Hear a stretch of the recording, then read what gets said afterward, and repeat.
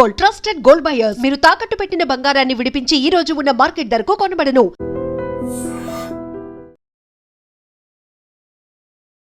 నమస్తే, welcome to I dream talking point with కవిత.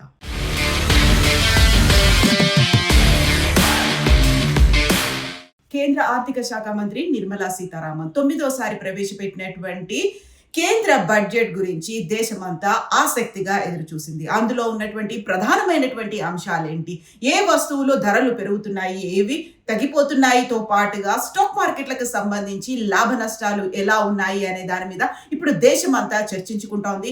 అందులో గంటన్నర సేపు కొనసాగినటువంటి ఈ బడ్జెట్ ప్రసంగ పాఠంలో కీలకమైనటువంటి అంశాలని నేను ఇప్పుడు మీ ముందు ఉంచబోతున్నాను.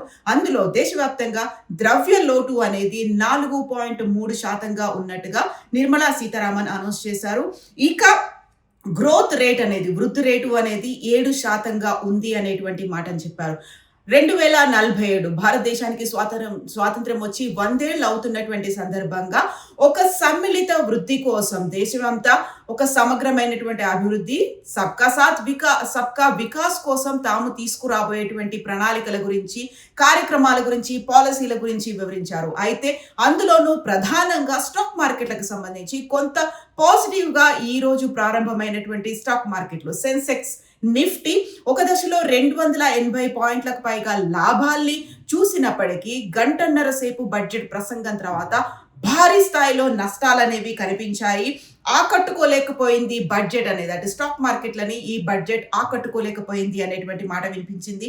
నిఫ్టీ, సెన్సెక్స్ నష్టాల్లో ట్రేడ్ అవుతున్నటువంటి పరిస్థితి, దేశవ్యాప్తంగా దేశీయ స్టాక్ మార్కెట్లు ఒక్కసారిగా కుప్పకూలిపోయాయి అనేటువంటి అంచనాలు వినిపిస్తున్నాయి. అందులోనూ ప్రధానంగా కార్పొరేట్ కంపెనీలపై బై బ్యాక్ పన్నుని విధిస్తున్నట్టుగా కేంద్ర ఆర్థిక శాఖ మంత్రి నిర్మలా సీతారామన్ అనౌన్స్ చేశారు.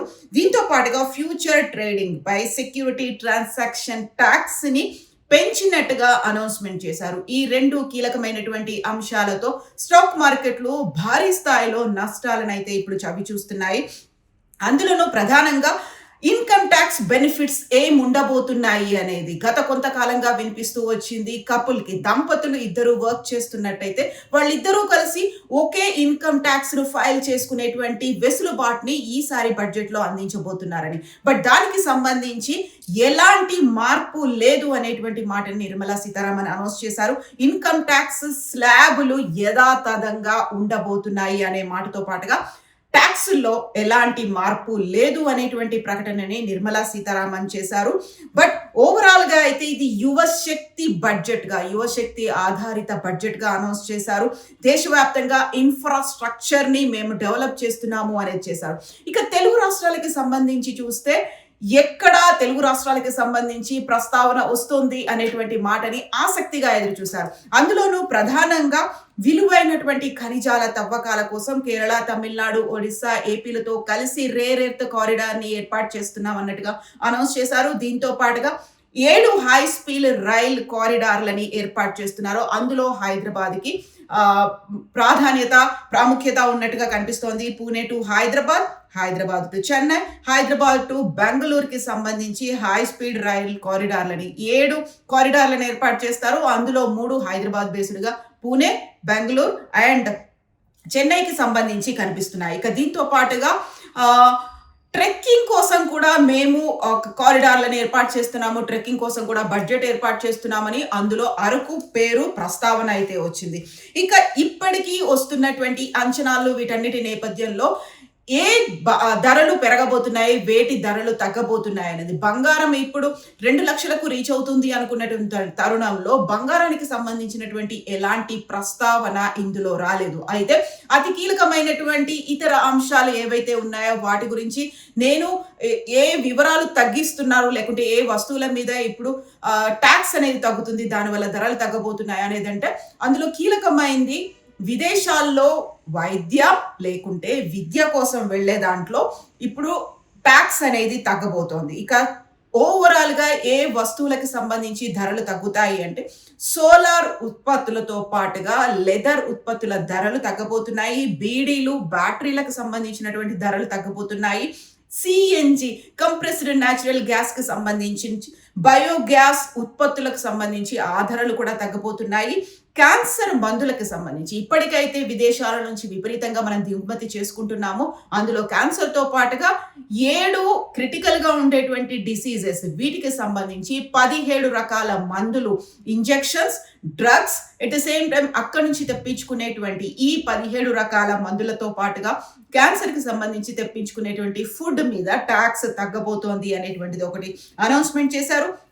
మైక్రోవేవ్ ఓవెన్స్ ధరలు కూడా తగ్గబోతున్నాయి. దీంతో పాటుగా చెప్పులు, షూల ధరలు కూడా తగ్గబోతున్నాయి. ఇక పెరిగే వాటి వివరాలు ఏంటి? లిక్కర్ ధరలు అయితే పెరుగుతాయి అనేటువంటి ఒక మాట. అయితే ఎక్స్పెక్ట్ చేసినట్టుగా ఇది అంచనాలను అందుకోలేకపోయింది, ఆకట్టుకోలేకపోయింది. అటు సామాన్య మధ్యతరగతి ప్రజలైతే ఎదురు చూశారు. అయితే విదేశాలకు సంబంధించి ఎవరైతే ఎన్ఆర్ఐలు ఉన్నారో, భారతదేశంలో పెట్టుబడులు పెట్టడంతో పాటుగా ఇక్కడ ఉపాధి అవకాశాలు కల్పిస్తున్నటువంటి ఎన్ఆర్ఐలకు 5 ఏళ్ల పాటు ట్యాక్స్ అనేది ఉండకుండా చేస్తున్నాము అనే దాంతో పాటుగా విదేశాల్లో ఉన్నటువంటి అక్కడ ఏవైతే పెట్టుబడులు ఉన్నాయో వాటికి 1 టైం సెటిల్మెంట్ అనేది ఉంటుంది, ఒక స్కీమ్ ఉంటుంది అనేది అనౌన్స్ చేశారు. విదేశీ ఆస్తుల ప్రకటనకి 1 టైం స్కీమ్ అనేది అనౌన్స్ చేశారు. ఇక new IT act, income tax act అనేది 2025లో తీసుకొచ్చారు. దాన్ని ఈ ఇయర్ 2026 ఏప్రిల్ 1 నుంచి అమల్లోకి వస్తున్నట్టుగా అనౌన్స్మెంట్ వచ్చింది. మార్చి 31 వరకు ఆదాయ పన్ను చెల్లింపులకి ఎక్స్టెన్షన్ ఉంది.